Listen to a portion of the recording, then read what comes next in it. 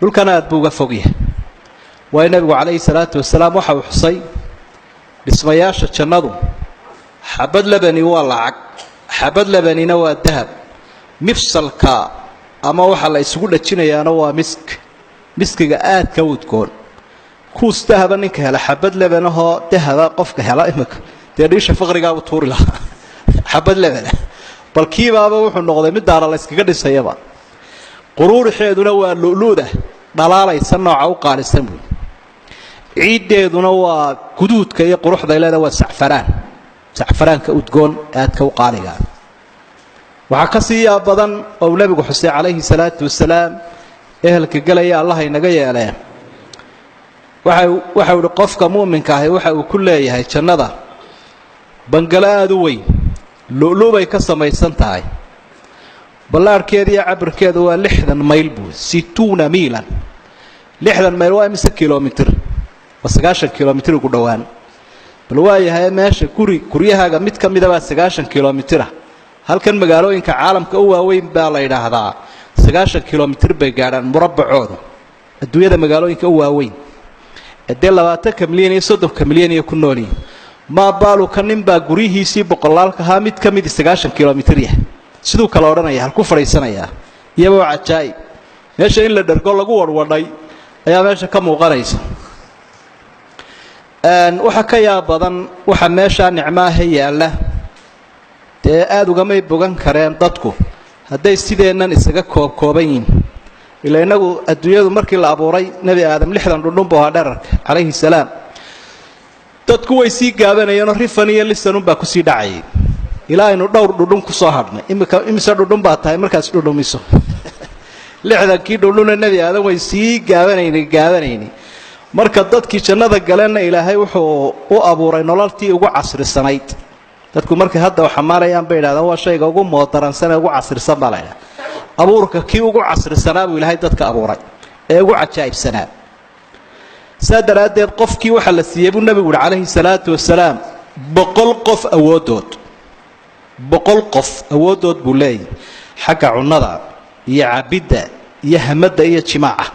cajaa'ibata dunya intaas buu wuxuu yeelanayaa 100 qof awoodood ayuu qofkaasi leeyahay barwaaqadaas halkaa waxa quraanku iyadoo kala noocnooxoo aad iyo aad u siyaa badan oo inaga warramaya si aynu u cishqino oo aynu ilowno waxaan yaryare adduunyada aynu ku wareernayno ku dawaqayno salafuna saalix qaybo kamida baa dadkii saalixiinta ahaa ayaa cishqiga jannada u qabaan ilaa wayba halkanba waxa kamid ahaa imaam an-Nawawi rahimahullah oo kamid ahaa culimada maguursatada ah ayaa mar la yiri maxaad u guursan weyday wuxuu warniyow anigu markaan jannada akhriyo iyo nicmada ku sugan hamigaygu halkaas uu ku xidhan yahay oo dumarka la yiri waa daahiro halka waxa la wax dhiiga iyo hawlo kale male kuwaasaan bikaaradayda ku jabinayaayo kuwaasaan la sugayaa buuri waanu kaga dhabeeyo 45 jir buu ku dhintay goobta iyada bani aadamka waxaynu leenahay ilaahay wuu bedelay dalkii hadaynu soo sheegnay dadkuna dadkii maaha dadkana adduunyada lagu yaqaan hadii qoladii imika biology iyo cilmiga xayaaga ka warrami jirtay halka way ku dawaqayaan waxba kama sheegi karaan cilmiga bani aadamkii habku abuuran yahay dadkii halkan wax ka sheegi jiray inta in leeguga ma baxsana way noloshii ma ahaba nabigu wuxuu ka warramaya calayhi salaatu wasalaam qofka bani aadamka markuu wax cuno ee uu cabo saxara ma laha kaadina ma laha dhidid urayana ma laha yaani noloshiis bedelid markaa bal qofkan uu liqayaa uu dhargayaa una uu wadaa haddana qashinkiisu wuxuu noqday daaciyar iyo dhidid yar oo labaduba aad u udgoon yihiin oo iyaga laftigooda laga subkarayo ayaa wixiisii suray noloshiisa qofkiis bedeshay duuf male oo saxara male oo kaadi male oo dhidid uraya male oo dumarku dhiigii dhalmada iyo kii caadada male quraanku dumarka tahaara inay daahir yihiin ayaa ku amaanaya jannada waxyaabaha ugu sii cajiibsan waxa kamid ah marka la wada gala jannada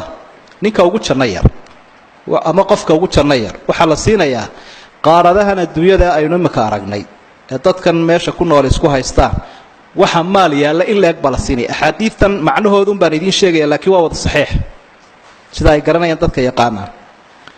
marka waxa la leeyahay adduunyadii wixii xoolo yaalay oo dhan ma kugu filantay buu ilaahay leeyahay qadaan ku siiyay waa qofkii ugu janno yaraa ilaahay oo haa buu leeyahay waa lagu laabay alla sii dhargay 10 jeer ba lagu laabay baa la leeyahay ka nicmada adduunyada taala 10 jeer la laabay ayuu kii u janno yaraa ayuu helay waxaan ku soo ururin lahaa 3 ogeysiis oo aad ugu yaab badan ayaa jannada laga ogeysiinaya yunaadi muraadi fil janna malag ilaahay oo amrayda jannada dhexdeeda ka dhawaaqaya wuxuu leeyahay ahlu jannihiyow waxa la idinku bushaaraynaya waa ogeysiis soomad maqli jiray ogeysiis idaacadaha iyo tifiyada ay ka bax kii ugu cajiibsana waa ka ogeysiis la maqlo kuwa ugu farxadda badan weey waxa leedihiin inaad noolaataan oo aydan dhimanin inaad daayaraataan oo aydan gaboobin inaad caafimaad qabtaan oo weligii cudurad ku dhicin balka waran saddexdaas oo isalay